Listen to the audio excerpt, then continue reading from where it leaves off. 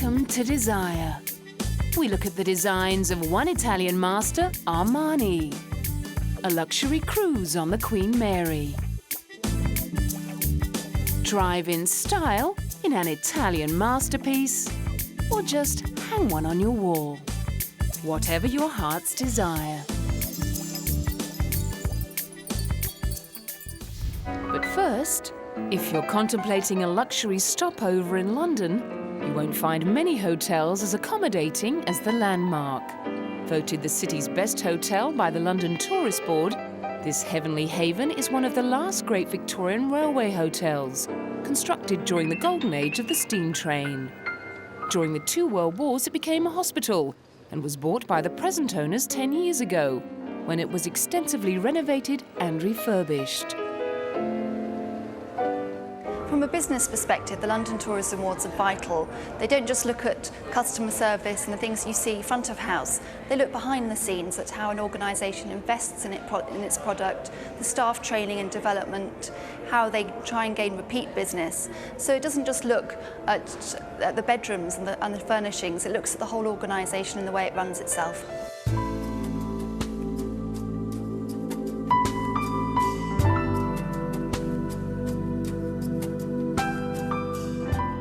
General Manager Francis Green says the multi-million-pound investment programme has paid off. Since we took over the hotel in August '95, we probably spent close to £4 million on various renovations and upgrades, and that's going to be followed by another £4 million coming and starting at the end of this month, which will go on for another 4 years. I mean, the costs never stop. We have a turnover in excess of 32 million, and we convert to about 47% of that down to profit. The bulk of our business is corporate individual travel, which represents about 54% of our business. And of course, such quality doesn't come cheaply. Rooms start from £265 a night.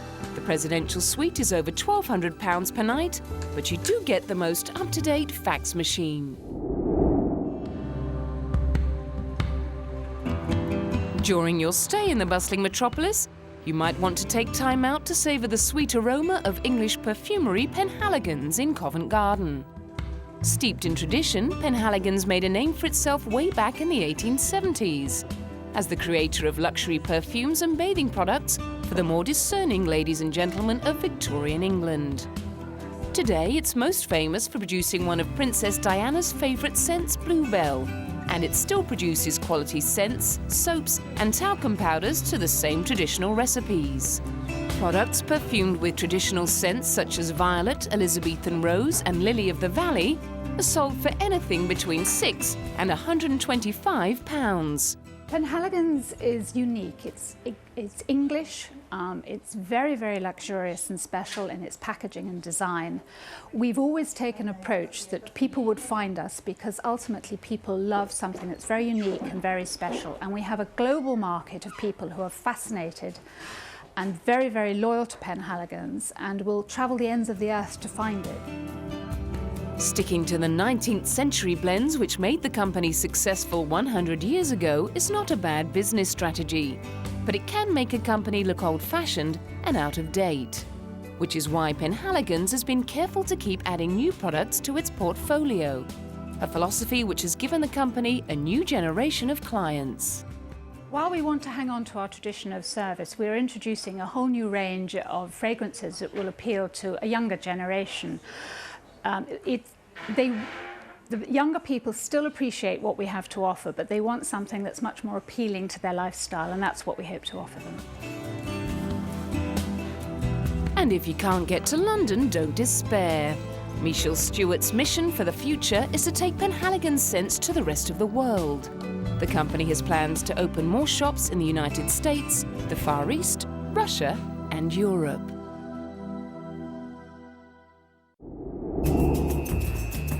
And while you've got the credit card out, it might be a good idea to stock up on presents at Kensington's annual luxury gift fair. It's a quintessential British event where the traditional mixes merrily with the contemporary. Some 450 exhibiting companies show off their goods to shoppers, traders and the media. Over 30,000 people visit the fair over the course of its 3-day run, each with an average spend of just under £1,000. From a business perspective, the show is invaluable to smaller exhibiting companies. It gives our company a lot more credibility to be at a fair because we're a mail order company. It's the only opportunity we have to be face-to-face with our customer. And even from a trade point of view, it's a fantastic place for buyers to see you. I think there were 8,000 people here yesterday. And to have access to that many people in this confined space is a fantastic opportunity. However, getting a place at the fair is not easy. Only the creme de la creme of the gifts market are considered. We have a vetting committee who look at each application to exhibit here. We judge them on criteria of presentation, suitability of product, and also whether their range suits the expectations of the visitor. And of course, we're looking at unashamedly the luxury end of the market to meet the expectations of the AB1 consumer who will be here. And whether you're in pursuit of that ultimate gourmet experience, or just looking for that gorgeous little something for the loved one that has everything, organisers promise visitors to the fair won't be disappointed.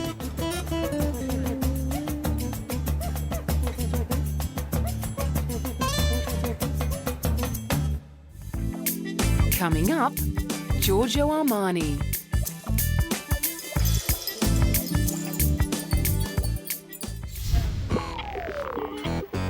If all that London shopping leaves you feeling hot and thirsty, why not skip over to Italy for a vodka on the rocks with a difference?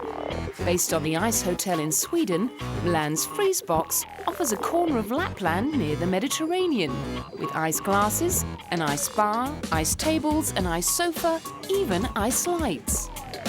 Made of 50 tons of crystal clear ice carried from the River Torn 200 kilometres north of the Arctic Circle, the ice bar offers a new take on dressing up for the evening.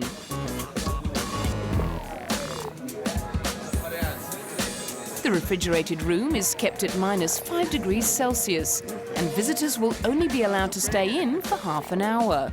Partly to let as many people come through the bar as possible, and partly to avoid frostbite. You know, this is pure ice, directly from the river.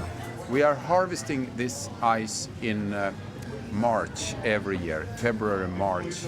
And then we are making such blocks or ice glasses from real ice from Torne River. After 6 months, it will be time to rebuild the bar from ice already in storage in Milan, and more blocks will then have to be harvested from Lapland. The ice will be worn away over the months as people touch the ice and their breath starts to melt the thick, clear blocks. Some ice has been already brought here in Milano and is being kept in a big store, and some other will come. And the nice part of it is that we can design it completely new every single time. And so we can put our ideas, we can put our style, and we can also have some Italian stylist or designer to help us in doing this. While Milan's fashion crowd see going out for a drink as an opportunity to dress up, all of that goes out of the window as they are clad in thermal hooded capes with fleece gloves attached. As guests grab their vodka cocktails in square ice glasses, waitress Mia Nilsson compares Milan's coolest night spot to the one in Sweden. It's much alike, but the one in Stockholm is smaller, and this was the first one, so we tried a lot of things there, so it's a little bit different. Although she confesses, guests reaching for their square glasses do have one concern. If they're going to stick to the glass, but they're not. And while sipping their cool drinks, visitors can pull up the hood of their capes and pretend to be somewhere in the Arctic instead of on the streets of Europe's most desirable city. Well, I can look out and see the roofs and the streets of Milan, but I feel like this evening I'm well and truly in Lapland.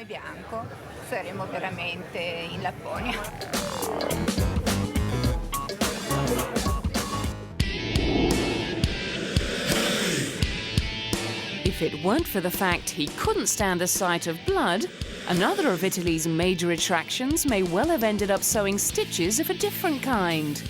But with an empire estimated by Forbes magazine to be worth $2 billion a year, Giorgio Armani clearly made a wise decision to ditch medicine in favour of becoming a department store window dresser in 1961. Not that he became an overnight sensation. Born in Piacenza, Italy in 1934, Armani worked for 9 years in well-known fashion house Nino Cerruti before finally setting up shop with partner Sergio Gagliotti. Hello magazine wrote that the menswear business was originally funded with the meagre proceeds raised by selling their Volkswagen in 1974. Tired of seeing men dressing in the same uniform way, a trend he describes as the Mao syndrome, Armani quickly established a new standard of understated elegance and easy-fit garments, fashioning haute couture's very first unlined jacket. He translated this relaxed style into an androgynous label for women in 1975. He's never been a fan of the extravagance often put on by other designers during fashion shows, and his clothes are famous for eliminating the superfluous to emphasize elegance and comfort. His mastery of style really came to the fore a few years later with the Armani Power Suit, underpinning the boardroom power of both male and female go-getters during the economic boom of the early 1980s. Giorgio Armani became the first fashion designer to appear on the cover of Time magazine since Christian Dior. A determined go-getter himself, he became one of the first designers to actively approach celebrities about wearing his designs, and confirmed Armani fans include LA Lakers coach Pat Riley and film stars Jodie Foster, Sophia Loren and Michelle Pfeiffer.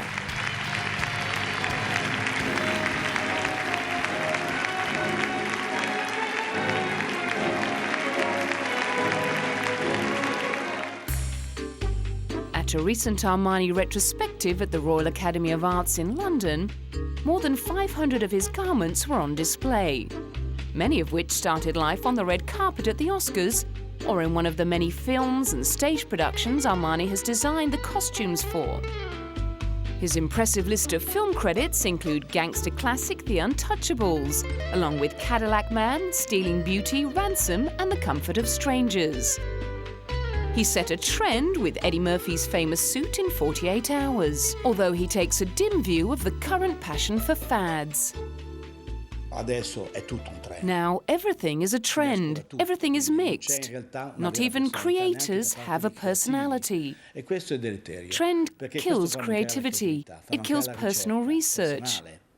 If one has the gift to be creative, then one has the right and the duty to be creative and show it. It's what I've always been trying to do.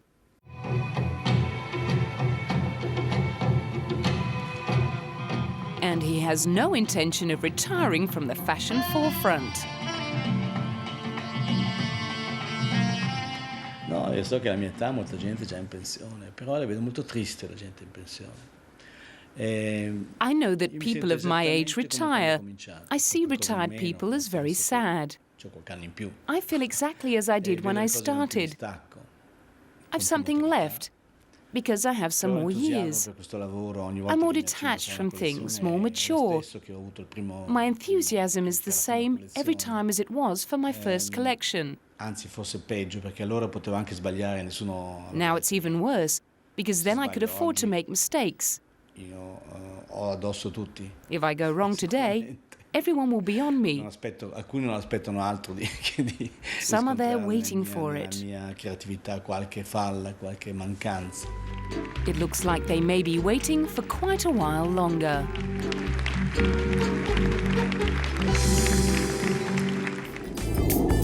Coming up, Michelangelo.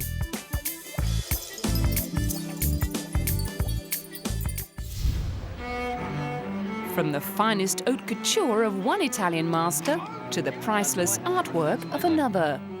A record-breaking Michelangelo exhibition is giving a rare insight into the drawings the artist didn't want anyone to see. Michelangelo drawings closer to the master is the first Michelangelo exhibit at the British Museum in 30 years and has attracted almost 11,000 advance bookings. The display features 90 drawings by the Italian Renaissance sculptor, painter, poet and architect from collections in the British Museum, the Ashmolean Museum in Oxford and the Taylor Museum in Holland. It includes a collection of thumbnail sketches and red chalk studies which reveal the genesis of the painting of the Sistine Chapel roof in the Vatican Palace. Also on display are black and white chalk studies for the Last Judgment on the altar wall of the Sistine Chapel, architectural drawings for the Basilica of St. Peter's, and the drawings of the Crucifixion, which changed in style as Michelangelo reached the end of his own life. Well, he did have, Michelangelo had a very, very long career. We know that he was working as an apprentice at the age of 12, and he was working until right at the end of his life when he was 88. And he did all sorts, he was a painter, he was a sculptor, he was an architect, and as you say, he was a poet. And you see all those, the thing that links all of those except for poetry is drawing. He before he began to paint, to sculpt, to think about designing a building, he would do that on paper. Drawing was central to everything he did. Born in Tuscany in 1475, Michelangelo was the best documented artist of the 16th century. Despite his low opinion of painting, he created two of the most influential fresco paintings in Western art, on the ceiling and altar wall of the Sistine Chapel in Rome. Chapman pointed out Michelangelo himself would not have wanted people to see the technical work that went into his final masterpieces. I think he wants you to go and look at his finished work and not realize the labor that went into it. But I think looking at his drawings, you come away with a hugely enhanced appreciation of Michelangelo's genius. So I think in that respect he was wrong.